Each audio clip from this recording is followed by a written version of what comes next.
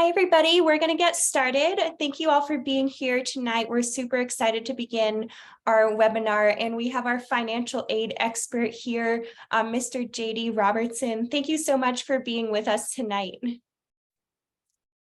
Before we get started, I just wanted to ask everybody to please make sure you're registered with both your first and last name. This will help us take attendance for tonight, so thank you. We do have a Q&A function here. So how this is going to work is you can put all your questions right in the Q&A, and then we'll answer them in the order that they come in. If you have the same question that someone else just asked, we might mark yours as answered, and JD will be the one answering all our questions live. And by the way, my name is Lillian Daly. I'm an admissions counselor. I'm here with Utah Tech. JD, would you like to introduce yourself to everybody if I missed anything? No, my name is JD Robertson, and I'm the Executive Director for Financial Aid and Scholarships here at Utah Tech. I've been here at Utah Tech going on 15 years. I've got over 25 years in doing financial aid and scholarships and over 30 years in higher ed. So this is my career. I absolutely love it. So happy to be here and to help you with any questions you might have. Awesome. So everybody feel free to put questions in the Q&A at any time. And while you're doing that, JD, could you give a brief overview of the financial aid process here? Yeah.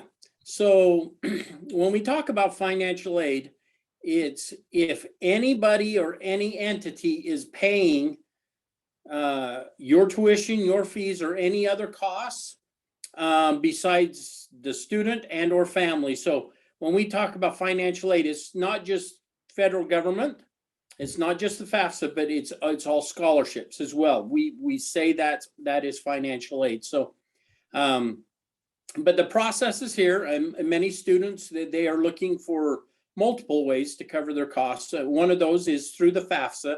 That's the free application for federal student aid. And so I encourage all students and parents to do the FAFSA as early as possible and do it at least once to see what they are eligible for. I know there's a lot of families who do not want to do it because they just in their mind, they think, oh, we're not going to qualify. Well, we use the FAFSA also for many of our scholarships.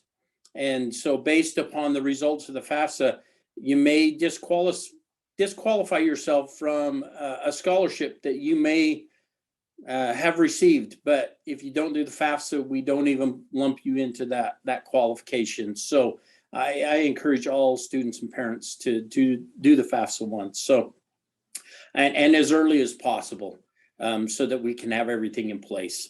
Once we have your FAFSA in place or your application, which would qualify you for academic scholarships, that's when we start moving forward and we can start to determine what you are eligible to receive.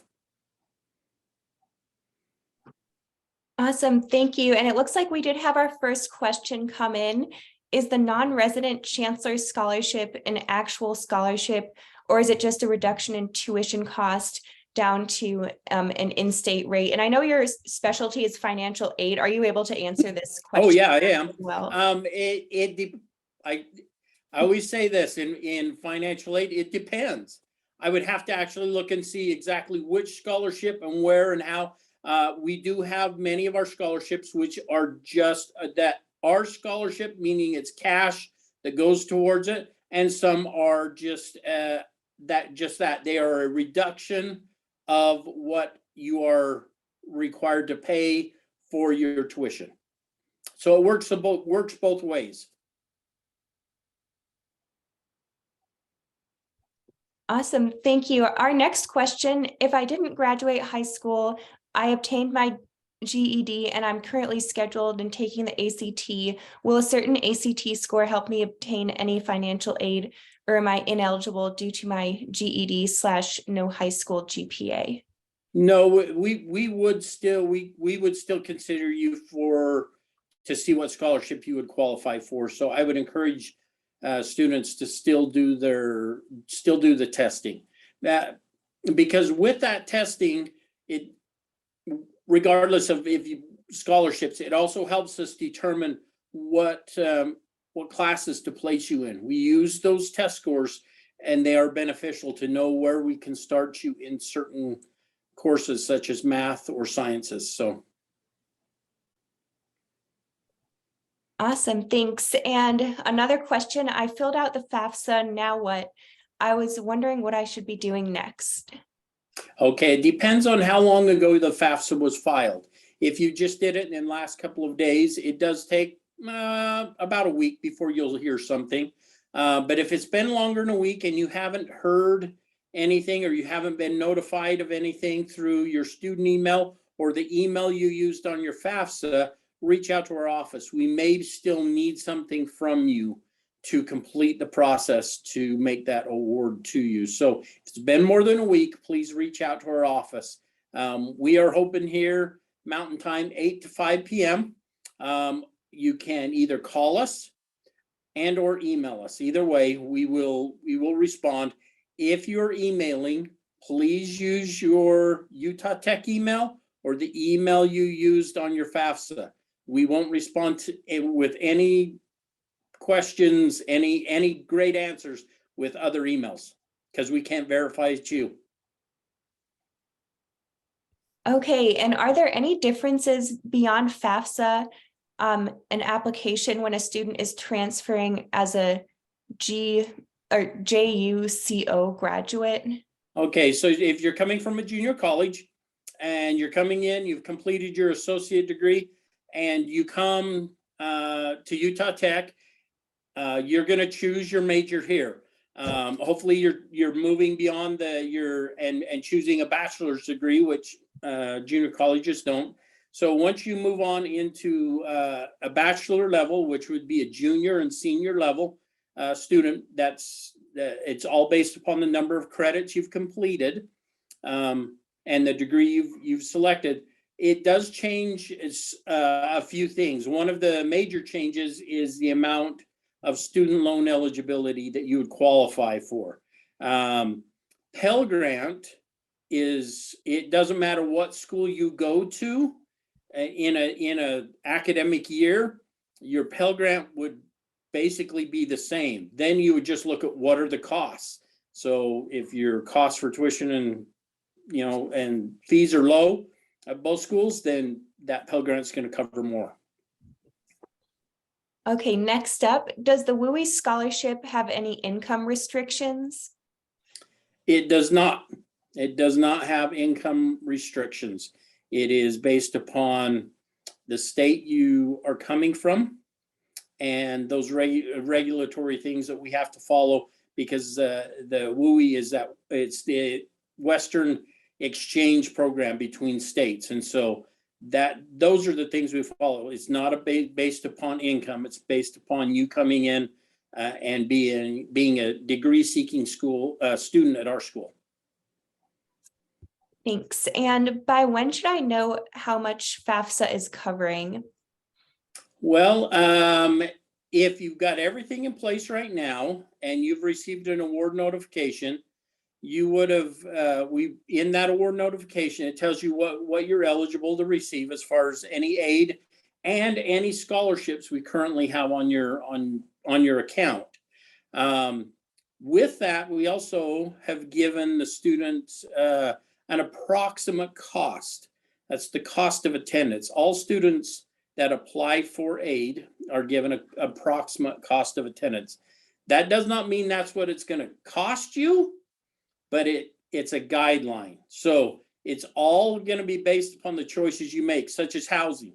Housing's a big cost when you go to school, but it's an area where if you have your own room, own bathroom, kind of your own studio, more expensive versus shared. So, when you get those costs, you'll be able to determine, how much is covered. But we should have sent an award notification to all students who have completed the FAFSA and any other requirements. And then you can take what you've been awarded versus what your actual costs are going to be. So once you know what your housing's going to cost you and everything else, then you'll know how much it covers. Right now, it's going to be very hard to tell because most students that are just coming don't know what those costs are really going to be for them yet. Okay, we had another person ask, I will be starting in fall 2023. Is it true that I won't know some financial aid info until I register? No, you won't probably know what your full overall cost for your tuition and fees will be until you register, because certain classes have certain fees. Like if you're taking chemistry or biology and have labs, there's some additional fees structure on those. But you should know what you will have available to you before that if you've completed all the processes. It's just how much of what you received is going to now, how much is it going to cost to cover that? So that's what you're not going to know until after you've registered, is what it's going to cost you in tuition and fees. Okay, and how much is the WUI scholarship? The WUI scholarship, it reduces the non-resident costs to the in-state portion times another half. So it's a calculation, again, based upon the cost of your tuition. Okay, so I can't say exactly what it's going to be right now, but it is 1.5 times what a in-state student pays. Mm-hmm. And we had a question from Josh. My parents aren't taking Parent Plus loans, nor are they able to pay the expected family contribution.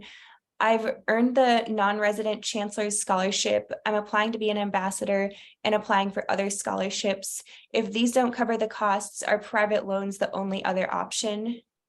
Above the base loans that the student is offered, yes, the private loans would be the only other option if the parents are choosing not to do the plus loan or the parent loan, and or helping to cover some of those other costs. Now, a lot of times, remember, if your parents are still paying or helping you with car insurance, they're helping to cover your health insurance.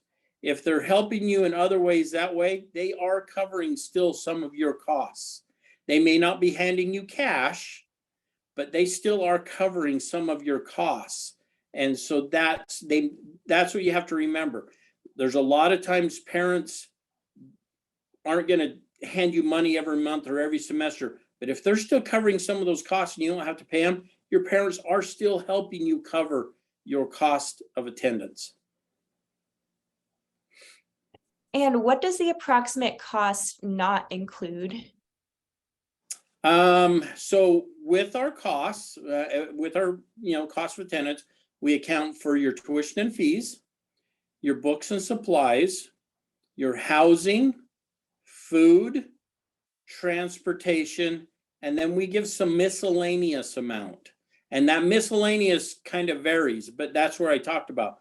If you have health insurance costs or prescription costs, or you have, when you have to buy clothing, or you have to pay for your laundry, or any of those other incidentals. So really everything is inside there. Now, if you have a major cost outside of that, in some other way, that's not covered. A question from Adriana. I will receive credit for all my AP courses taken during, or will I receive credit for all my AP courses taken during high school if I went to school in Idaho? You will, as long as you pass those AP tests. Yes, if you pass the AP tests and you get that notification that you've passed them, what you do is you bring that notification with you and you bring it to our registration office. There is a small posting fee where they will then take those scores and post those credits to your academic transcript. It's a great deal. Yes, you will get it. Doesn't matter where you took it. Where you went to school, as long as you pass the AP tests, we can put them on your transcripts as long as you met the score needed for that. Okay, and Yasmin asked, is it possible to deduct some fees like meal plan and transportation? We're not gonna, now the cost of attendance, we're not gonna charge you that. We're not charging you those costs. What we're doing is we're helping you build a budget. So when you come to school, you're going to, and you sign up for school, you're going to be charged your tuition and fees. That's your new amount that you're gonna have to cover. If you live on campus, we will then charge you your housing costs. Any meal plan, that's your personal choice. You're not required to have a meal plan, but you have to be prepared to cover the cost for your meals. Transportation costs. Some people have vehicles, some people won't. But if you're coming from another state, coming here, somebody's going to incur those costs to get you here. That's what's built into that.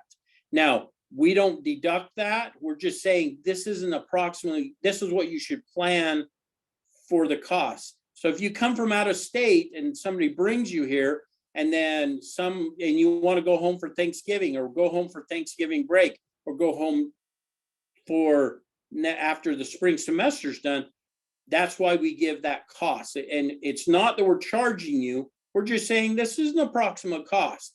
Now, the transportation budget isn't built for you to have like a car loan or anything like that. That's not what it is. It's just an approximate cost of what it would take for students who are traveling to come and go approximately 5 to 6 times a year. So that's all it is that's an approximate cost. Might be less, but it may be more. You may, for our students coming and going from Hawaii, well, we don't even come close to those costs of what it would cost to fly back and forth. So we don't deduct it because we're not really charging it to you. We're just saying, be prepared. This is what it may cost you. Okay, and next question. If you have already been awarded a non-resident chancellor's scholarship, can you stack on other scholarships from UT? Up to the cost of your tuition. That's the maximum we will give you a Utah Tech based scholarship. So that's as high as we will go, is what is the cost of your tuition. So let's say somebody comes is non-resident, and they come and they get a really good scholarship, but they also become an ambassador. Well, we're not going to stack that and then give you money. We will just say, we'll take this one, and whatever the ambassador will cover the remaining. If it's up to that amount, you don't get more money, but you don't get a refund on those dollars. Okay, and is there less, the same, or more scholarships available to junior college grad transfers? We do have transfer student scholarships, which are very good scholarships. But the additional money, you would have to apply for those dollars from, say, a departmental scholarship. And if you go to our scholarship webpage, it's broken down academically, or if it's departmental, or if it's community-based. So I'd highly suggest that all students go look at that webpage, and that will tell you. But as far as specific for junior college transfers, beyond what we would offer you as a transfer student, there's nothing automatic. You'd have to go and apply for additional scholarships that way. Okay, and Sebastian said, I signed up for the FAFSA. How long for a response? If it's been more than a week since you submitted the FAFSA, you should have received a response back to your email saying that it's been processed by the Department of Education. It's been more than a week. Please reach out to our office. You can either call us or email us. And again, please use your Utah Tech email or the email you used on your FAFSA. Those are the only two that we will reply to with specific answers. Okay, the next question is, not sure if you're able to answer this, but how does the meal plan at UT work? Meal plan is based upon, there's different levels of the meal plan. You buy a meal plan, and then that meal plan, you can use it in the campus store, Brook Stops, or in the cafeteria, and then just basically when the money runs out, you're done. So you can always add to it if needed, but yeah, it's just you on your student ID card, you just swipe it out every time you get a meal. Okay, and Sebastian said, I got an error code 1010 in my portal. Do you have any thoughts on that, JD? I'm not Or exactly getting sure. into the My UT portal. I'm thinking it's probably the My UT portal. We could maybe have them put in some more details in the chat. Yeah, so if you have any issues with the portal, please reach out to the IT help desk. Just on the Utah Tech website, just type in help desk, contact them. They're the ones that can deal with the issues, helping you reset passwords, or if you're getting an error some way. Sometimes I always tell people, try another browser. If either use Chrome or Firefox. I know we have more issues with Safari than any of them. Chrome, Firefox seem to work the best. Good to know. So what other scholarships can non-residents apply for? Go to our scholarship webpage, and it'll tell you if you're eligible, if you're any of them that are eligible for non-resident students. Many of them are only eligible, and they're in there. It'll say state scholarships. That's generally the Utah State resident students, but departmental, others, those are open. Okay, great, thanks. And I did, to the student who asked, I did send the scholarship link. Okay. And anyone else, feel free to Google Utah Tech scholarships, and it'll just be the first link that pops up. That takes you to our main page. Devin asked, what is an ambassador? An ambassador is students who have the opportunity to give tours of our campus to prospective students and families. They also help with outreach events as we go out to high schools, and also they will help with answering questions for the next year's incoming students who call into the office or email. They really help with the admissions process, and it's great because many of you, it's very fresh on your mind on how this all works and everything, and it's an opportunity where you can earn a scholarship to help cover some of the costs. I don't know if they're done with the process for selecting the ambassadors for next fall. So yeah, we're still accepting applications for next fall, and okay. I did send you the link. Sorry, I can't remember your name, but I did answer your question with a link to the ambassador program as well. Yeah, so there's other opportunities as well. Getting involved with student government is another area that has great scholarship opportunities. There's a lot of different areas that when you get involved on campus, now some of them you might not get it right off because they want to see that you are really involved, but over time, Center for Inclusion and Belonging, student alumni, there's a lot of different areas out there. Okay, great. And how do I anticipate how much I would receive from a work study? Work study, generally, a work study award is in the neighborhood of $4,000 up to $5,000. So students that are working in our IT area, we do award up to $5,000 for those students. but on average, it's generally about $4,000. Work study, for those who don't know, is one area of our on-campus employment. It's not the only way. We have a lot of on-campus jobs, but the money comes through applying through the FAFSA. And the federal government gives us money, and we can award students to gain practical work experience while they're going to school. So for those interested, the jobs will be for work study next year will become available after July 1st.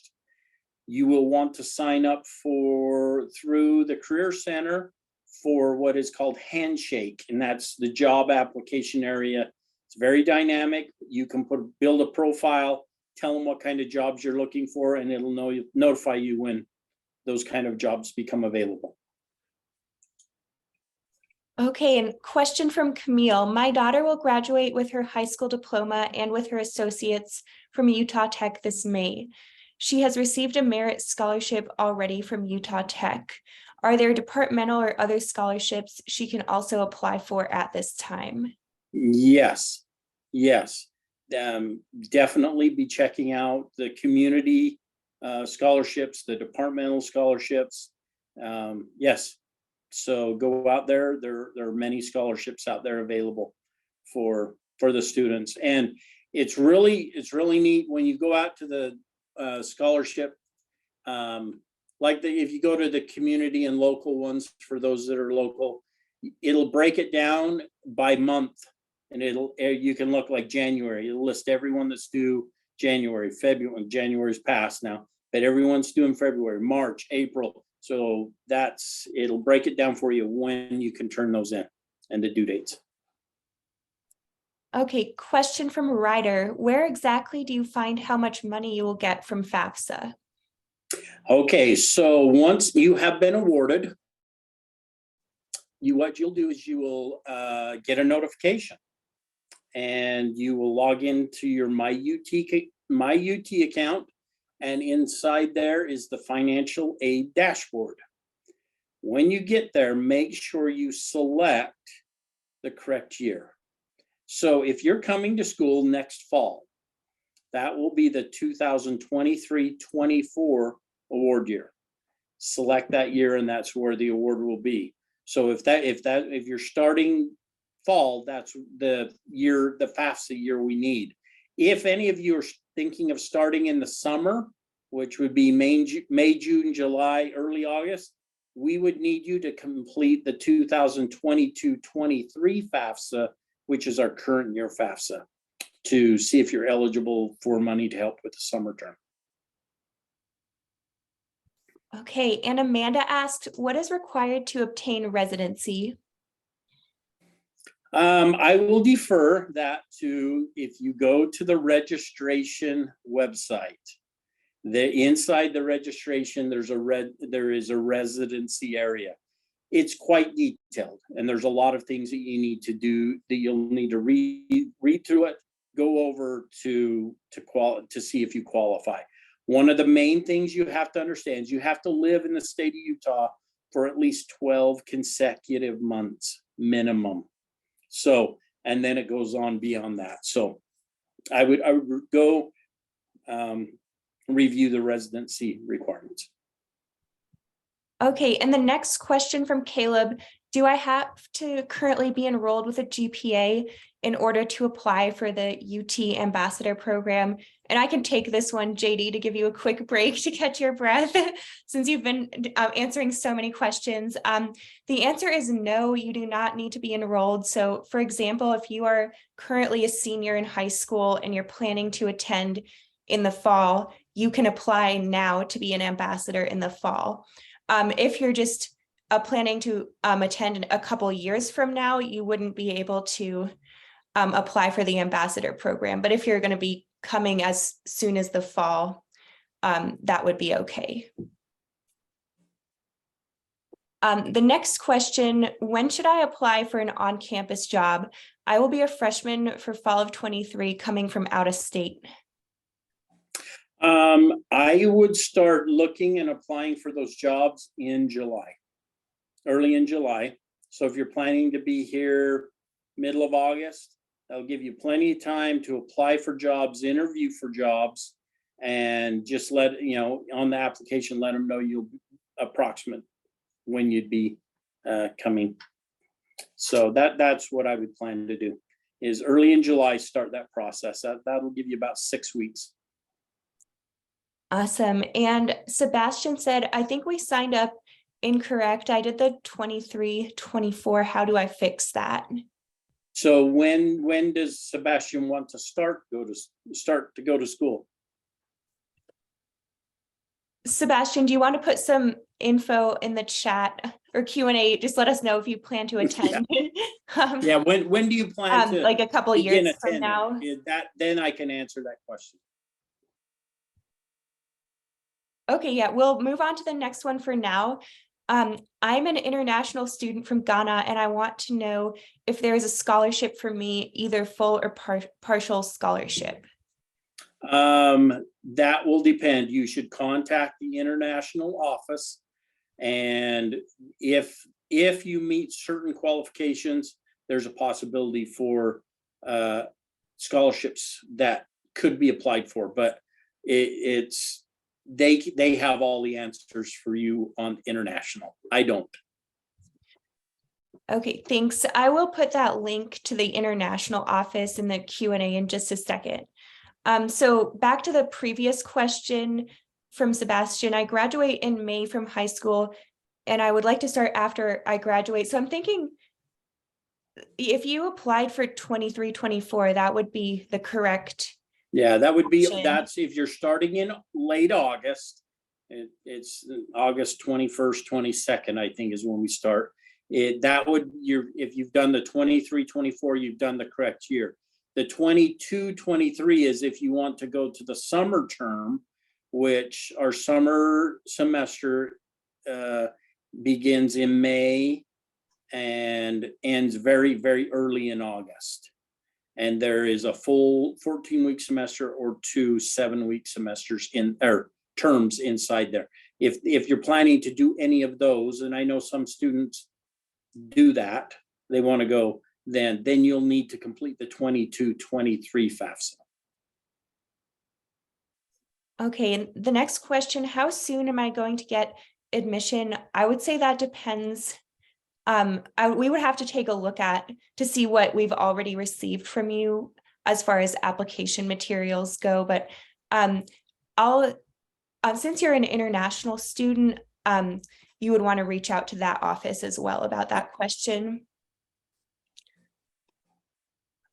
Okay, I think those are all the questions we have at the moment. Oh, we just had another one come in. I applied for FAFSA. Do I need to call the financial aid office? If it's been more than a week since you completed the FAFSA and you received the notification from the Department of Ed that they had received it, if it's been more than a week, yes, you can reach out to see if there's anything else that we need from you before we can make that award. Again, you can either call us or email us. If you email us, please use the email you used on the FAFSA or your Utah Tech email. Another question, I have a PLUS loan application unsatisfied requirement warning. Does my mom need to send something in if we aren't doing loans? No, if the parents choose not to do the PLUS loan, don't worry about it. It'll just always be there. But if it's not going to stop anything from processing at all.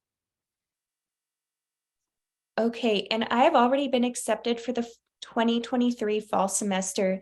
When do I get to enroll in my classes? So that will be this spring. I'm not sure of the exact date, but we'll notify you via email. Do you have any additional information on that, JD? Or? I do. One thing that students will need to know before they actually start to enroll is there will be certain requirements the incoming freshmen will need to do. I can't answer that, but the the general academic advisement office should be able to help you with those questions, because there's certain things that incoming freshmen need to do so that we make sure that you get into the right courses. So if for any of you out there that have done concurrent enrollment classes, not at Utah Tech, but another school, you need to get that transcript sent to us, because we wouldn't want to be putting you into, let's say, a psychology 1010 class when you already took that in concurrent enrollment. And so there's certain things that have to happen. So you'll want to start talking with the general academic advising office on some of those things. But yeah, registration will begin,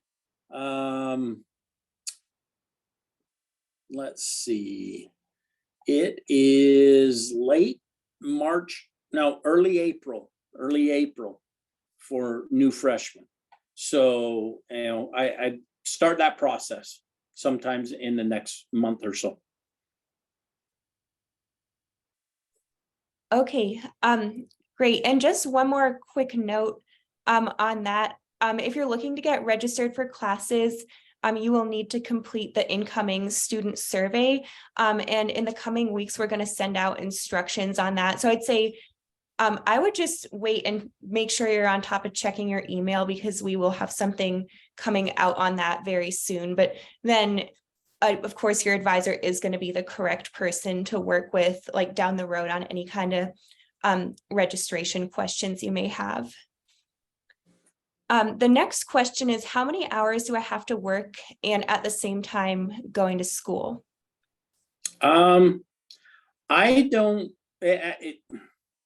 I never suggest students work more than 20 hours. And the reason being is you do not want your work to start to interfere with your class time and the time you need to complete your homework. I always advocate, there are great jobs on campus. And the reason being that I advocate for that is we recognize that you're a student, and give some flexibility to that, to where it's like saying we make sure we're not scheduling you when we know you have class times. There are a lot of jobs that will entice you, that will pay more per hour, and they'll say, yeah, we'll work with you. And then they don't after 2 to 3 weeks. And they're calling you and texting you saying, I need you, it's lunch rush. And you're like, I have class. And they're like, we don't care, we're short. We've had people call. And so take that for whatever you want. But on-campus employment is awesome because we'll allow you to be a student. But 20 hours a week maximum if you're going to school full-time. And if you want to graduate in 4 years, going to school full-time is 15 credits every semester. That's the track to be done in 4 years, 15 per semester. Awesome. And Austin said, when would I fill out FAFSA for myself without my parents' income information? When you are 24 years old, or you're married as of the date you fill out the FAFSA, or you have children who you are truly supporting, you're a veteran of the armed forces, meaning you joined the military and now you're out of the military, that's what makes you independent. So that's the only other way otherwise, your parents will need to provide their tax information. Okay, and are there any scholarships related to art? There can be departmental scholarships in art. I would go out and look at the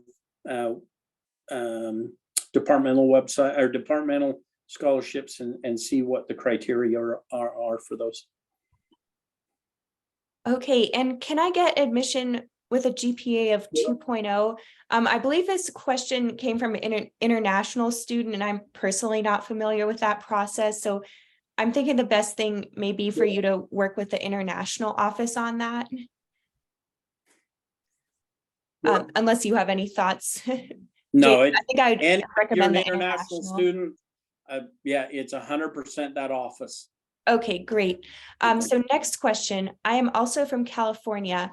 I'm about to finish my FAFSA. Is there anything extra I need to know to get it your way?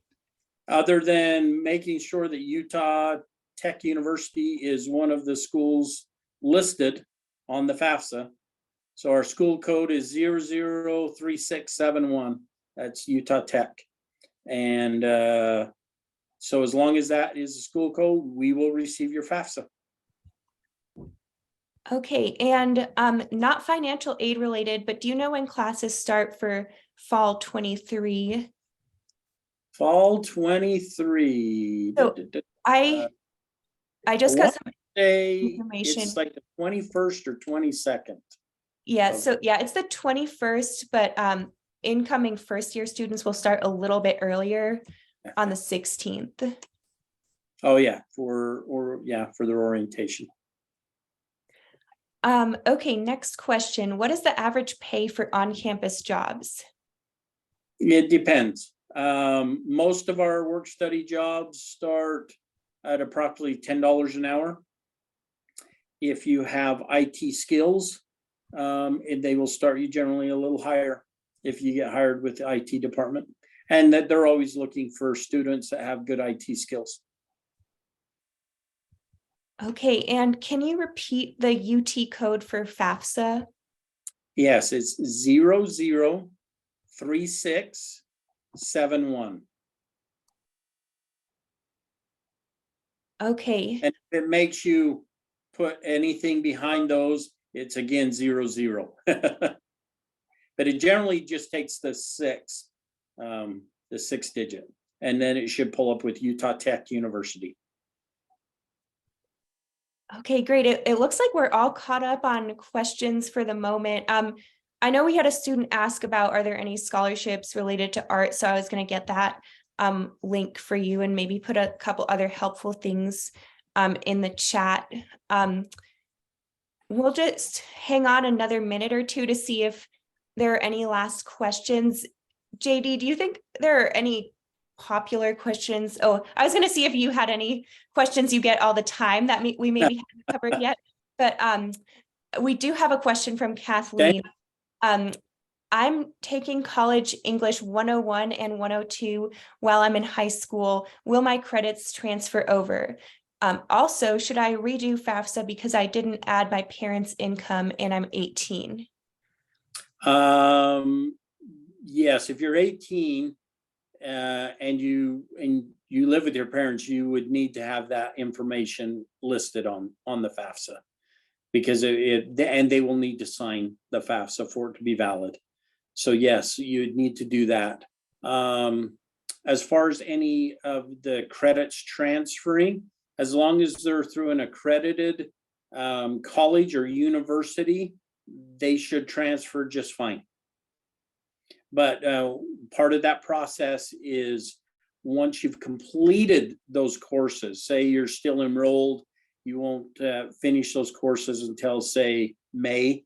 Once they are posted, the grades posted on your college or university transcript, at that point, you'll need to send it in to us so that we can get it on the transcript. But it's very important that you convey that information to your academic advisors or peer advisors or whoever is helping you register. Let them know that you have that you've got, you're taking these courses, so they don't enroll you for those kind of courses here. Yeah, absolutely. And does UT participate in Scholarship Universe? We do not have Scholarship Universe at our school. No, we don't. But we do have a very dynamic website that will help you. Yeah, and we did just link the scholarship homepage in the chat. And if we mention something like departmental scholarships, that would be a link you go to from the homepage, but the homepage has everything. So we put that there. We also put the link or the email for Joni Hale. Joni's our Associate Director of Scholarships. So if you need to follow up on any scholarship questions, she would be the expert to help you with that. And then the school code for FAFSA is in the chat as well now. And I'm also planning to put financial aid's homepage, email, and phone number in there. Does anyone have any other questions? Oh, it looks like we have another one. Can I send a school my statement of result when my transcript is not yet ready? And this was from one of our international students again, so I'm not quite sure. That's a question for the international office.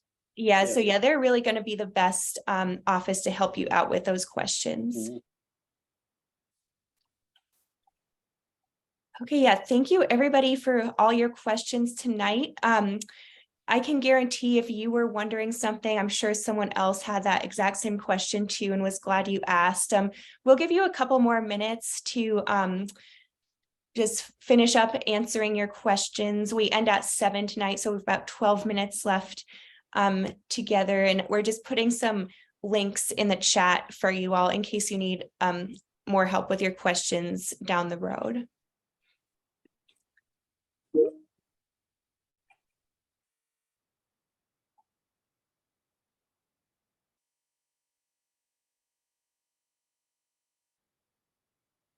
But yeah, JD, is there any question that didn't come up tonight that you just get all the time that you think might be helpful for the audience to know? Did we cover everything? Just a reminder that you do have to apply for with the FAFSA each and every year. The FAFSA for 2024-25, so not this coming fall, but the following fall, will open up this coming October 1st. So October 21st, or sorry, October 1st, 2023, the 2024-25 FAFSA is available to begin to complete. I recommend students always do it as early as possible, especially if there's any Utah residents listening, because we do award some aid to the earliest applicants.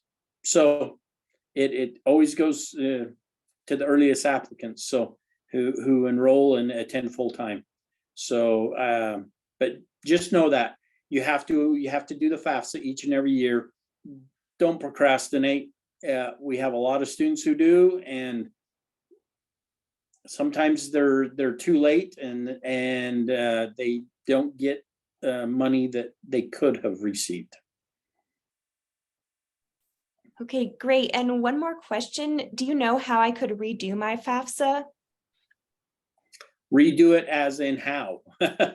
Once you've completed the FAFSA, we take those results. The only thing that we can change on a FAFSA, and we can't change it yet, it's later, is if, let's say, something happens in the family. If there's a death of a parent, or divorce of parents, or job loss, you can reach out to us, but we can't do anything about it now. It'll be in this next July before we can do anything to help you with that. But you can't redo it to change anything otherwise, once it's submitted. Awesome. Yeah, we don't have any new questions at the moment. Anything else you wanted to add for us, JD? Otherwise, I think we did cover a lot, so we can certainly wrap up, but I just wanted to give you a chance if there was anything else. There's nothing else I can think of right now. Yeah, great. Well, thank you so much for your time tonight. Thank you everybody for the great questions. We did just have another one pop up. Can freshmen move to campus before August 14th? Personally, I don't know. I could follow up with a student. Do you know, JD, or? I do not think so, unless they want to pay what they're charging for the summer term.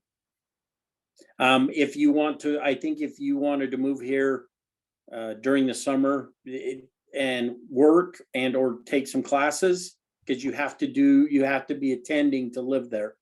But that's a question for housing. But yeah, I think incoming freshman is October 14th.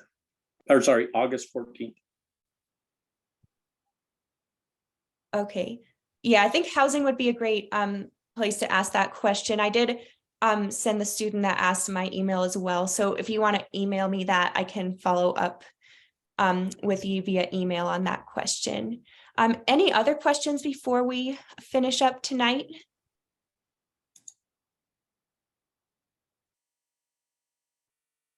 Yeah, well, it's been so great being with you all tonight. Thank you for participating. Like, this event definitely wouldn't have been the same if we hadn't actually gotten your questions, which make it so much more fun. And we're glad to answer what you were actually wondering about. Again, my name is Lillian. You can feel free to reach out to me with general admissions questions. JD and his team in financial aid, we linked their contact information in the chat. So we'll definitely help you out if anything comes up after tonight. Thanks, everybody. Bye.